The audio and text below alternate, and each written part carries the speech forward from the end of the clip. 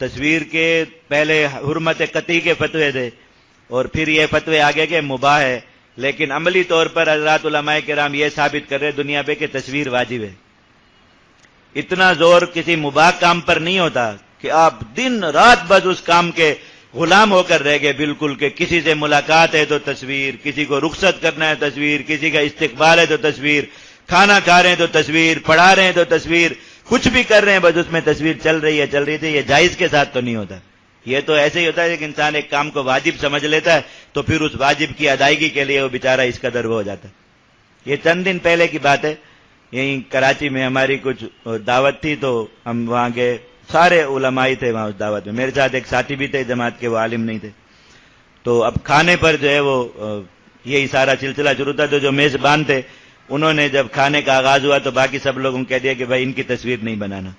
اور ان کو پتا تھا کہ یہ اس طرح باز نہیں آئیں گے، تو انہوں نے سب کو ڈرا دیا کہ آپ ان کے ساتھ اگر تصویر بنائیں گے اور وہ کہیں نظر آ گئی کہ آپ ان کے ساتھ بیٹھے ہوئے تھے تو بعد میں کیس بھگتتے رہنا۔ تو پھر اس خوف کی وجہ سے سب نے بہت اہتمام کیا، جس نے بھی تصویر بنائی تھی ہمیں ہٹا دیتا۔ اب کیا ہو رہا ہے، وہ ایک ساتھی گڑ لائے ہوئے تھے، وہ سب کو انہوں نے تھوڑا تھوڑا گڑ دیا گھروں کے لیے۔ اب ہر آدمی جو ہے نا وہ گڑ کی چھوٹی سی ڈلی ہاتھ میں پکڑی ہوئی تو ایک سیلفی کر کے اب وہ بنائی تو فوراً اس پہ لگائی، دیکھو مجھے اس پہ اتنے کمنٹ آ گئے، ادھر سے کوئی پوچھ رہا ہے یہ آپ کے ہاتھ میں کیا، یہ گڑ ہے۔ گڑ ایسی چیز ہو گئی اتنی محترم، میں نے آج تک زندگی میں کبھی تصور نہیں کیا تھا کہ گڑ اتنی محترم چیز ہے اور اتنی مقدس چیز ہے کہ آپ کے ہاتھ میں آ گئی تو آپ نے فوراً پوری دنیا کو نشر کیا کہ میرے ہاتھ میں گڑ ہے۔ سبحان اللہ۔ اب وہ پوری دعوت میں یہی سلسلہ چلتا رہا، ایک کھانا آ رہا ہے تو اس کے ساتھ پہلے سیلفی، پھر اس کے بعد کھانا، بریانی آ گئی تو پہلے اس کے ساتھ سیلفی پھر کھانا، اور وہ پھر نشر ہو رہی۔ تو ہم باہر نکلے تو مجھے اس بات پر کافی شرمندگی بھی ہوئی، تو ساتھی کے دن باہر ہم نکلے، وہ ساتھی عالم نہیں تھے جو ساتھ تھے، باقی سارے وہاں علماء تھے، تو مجھے باہر آ کے کہنے لگے کہ اللہ کا شکر ہے ہم جیش میں، اللہ کا شکر ہے ہم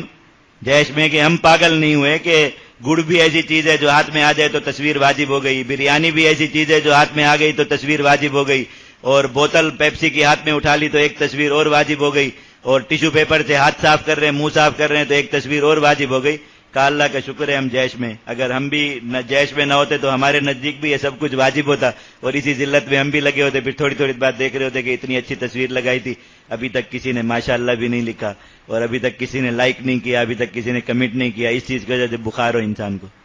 یہ کام جائز کے ساتھ تو نہیں ہوتا،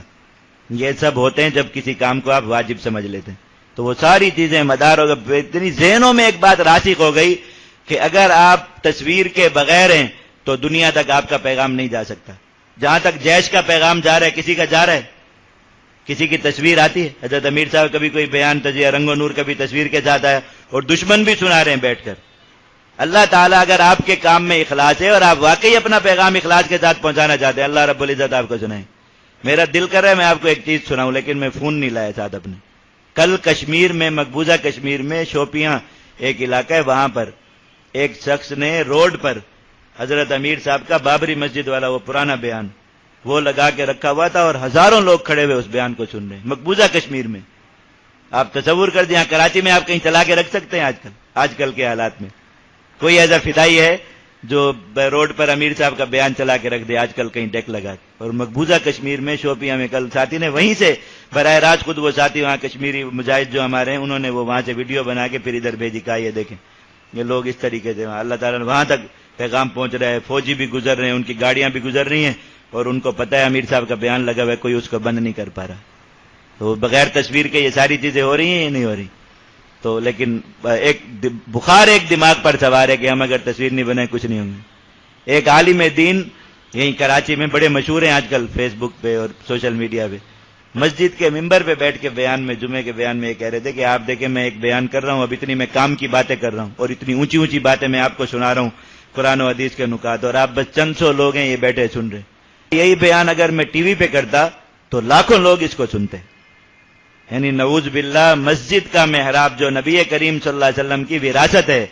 وہ خود اس میں محراب پر بیٹھے ہوئے ایک عالم دین کے نزدیک ٹی وی سے کمتر درجے کی چیز ہے۔ جمعے کے بیان میں یہ بات لوگوں کو خود بتا رہے ہیں کہ آپ تو اتنی بڑی بڑی میں باتیں کر رہا ہوں، اتنی میں محنت کر کے بیان کی تیاری کرتا ہوں، اور ایسے ایسے نکات میں قیمتی ڈھونڈ کے لاتا ہوں، بس چند سو لوگ آپ آگے بیٹھے ہوتے ہیں اور وہ سن لیتے ہیں۔ اگر یہی بیان میں ٹی وی پہ کروں تو کتنے ہزاروں لوگ سنیں گے۔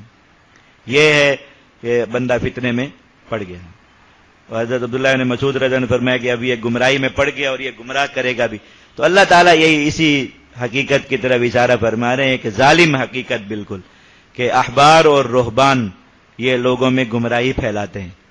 بڑے بڑے علماء، بڑے بڑے بزرگ اپنے مقاصد کے لیے اور بظاہر ان کی نظر میں ان کے مقاصد نیک ہوتے ہیں، وہ گمراہی پھیلاتے ہیں. تو پتہ کیسے چلے گا کہ یہ گمراہی پھیلا رہے ہیں؟ کہ آپ تھوڑا سا ان کے ماضی کو دیکھیں،